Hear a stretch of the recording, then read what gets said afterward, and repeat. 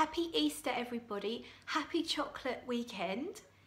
So of course I'm going to talk to you about chocolate fragrances. I've done it before, actually twice. I've given you in the past 2 lists of my favourite chocolate frags, but the last one was a little while ago and this list has been revamped, although there are a couple that remain the same. Chocolate.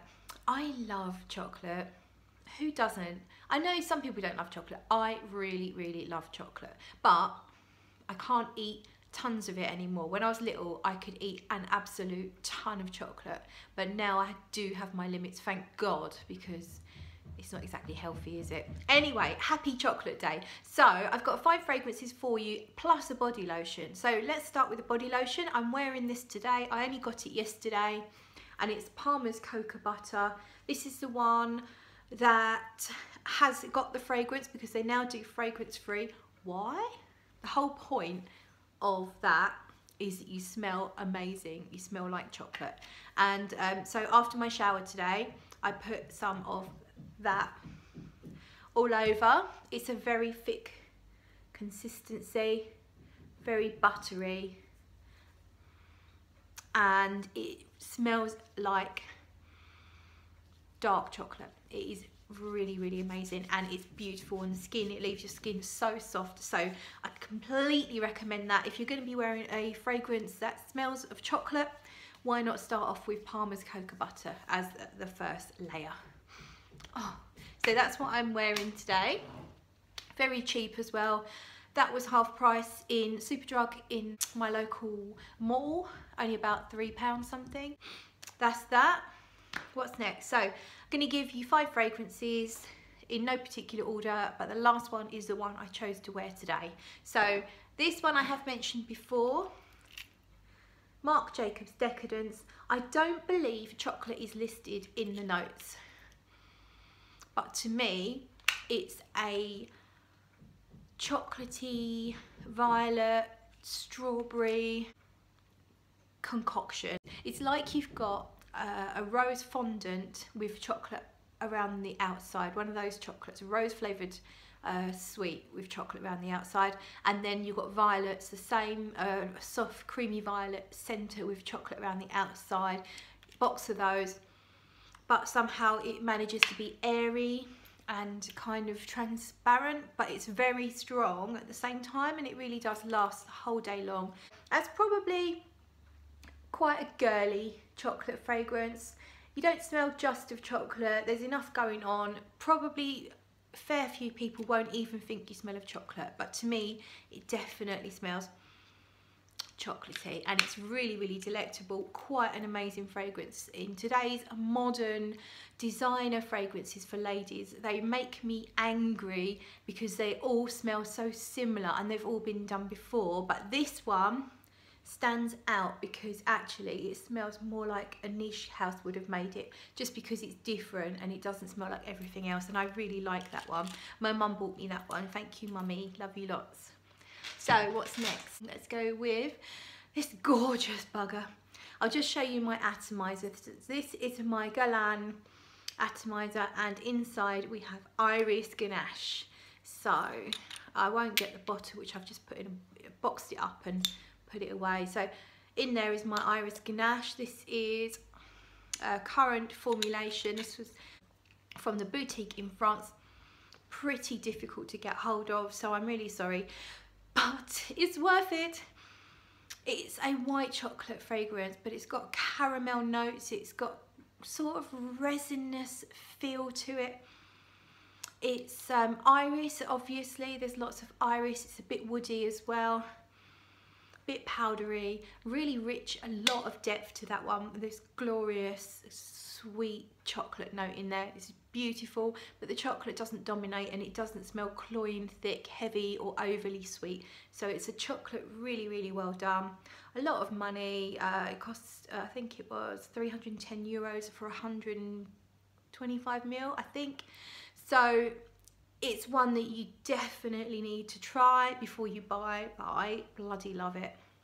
What's next? Okay, this is Panna London Pink Champagne Truffle. This is super rich. It's very liqueur-like, and to me it's a raspberry chocolate liqueur. So it smells like, imagine a little shot glass filled with deep pink, thick, sticky raspberry liqueur, and then you have maybe a big square of dark chocolate on the side. So you take your raspberry liqueur, then you eat your dark chocolate, and that is really what you get pretty much all the way through. It is raspberry, dark chocolate and liqueur, and it is really, really nice. A very special kind of fragrance. You probably wouldn't wear it all the time because it is a bit strange. I mean, you're not always going to want to smell like a raspberry liqueur, but when you do, this is a really, really nice one. And look at that gorgeous bottle and the colour of the liquid. Really worthwhile checking it out if it sounds like your cup of tea. Last but not least, I don't have a bottle and I can't find my sample at the moment, but I'll talk to you about it anyway, and that is Valentino Uomo. So that is the original Valentino for men, the one with the ribbed bottle, the like honeycomb kind of effect. That's a hazelnut chocolate iris fragrance in the same kind of vein as Dior Homme Intense, but with this chocolatey hazelnut accord to it. It's a very light and ethereal scent. Again, it is not heavy or overly sweet for a man's fragrance. It just really smells good. There is freshness in the top, so I think it's bergamot in the opening, so it's not just all about thick and heavy and sweet notes. It's got a freshness to it as well. A lovely powdery iris, slightly woody feel. A really good all-rounder with just a hint of chocolate. A nice one for kind of any occasion really, because it's fresh but it does smell a bit sophisticated and a bit different. Oh, another example of a designer fragrance that really stands out from the crowd. So I totally recommend Valentino Uomo, although the only thing about that one is the performance is a bit light. So I would say it's one to overspray, and it's one that you might wish to respray 4 or 5 hours in. But apart from that, it smells really, really beautiful, and it gives you that little chocolate hit that you might be craving. So last but not least it's from Guerlain again. I'm a Guerlain bitch. Gourmand Coquin, and I'm wearing it already. I put it on earlier today, but I will just do one more spray just so you can see me doing it. Woohoo! So this is the perfect Easter chocolate fragrance. I had to wear this one today. It is a chocolate fragrance that is sophisticated at the same time. It's not too heavy again. I don't like my photorealistic or olfactive realistic gourmand fragrances. I do like my fragrances to still retain an air of perfume at the same time as smelling a little bit like a dessert or a sweet, and Gourmand Coquin does that really, really well. So I'm gonna smell my arm, which is got sort of about an hour and a half in, and you just get this muskiness. So you get chocolate. I would say it's dark-ish chocolate. I wouldn't say it smells like milk chocolate, and as I say, it's not super sweet. It's got a slight bitterness to it, and there's some spiciness going on, but not too much. Just makes it almost like chocolate with a bit of chili in it or something.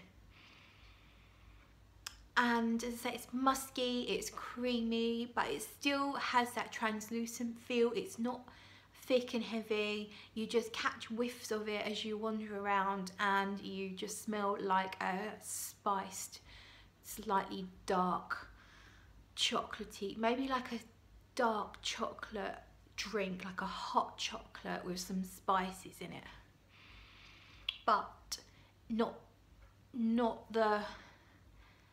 the actual drink, the air as it hits the hot drink and is floating around in the air.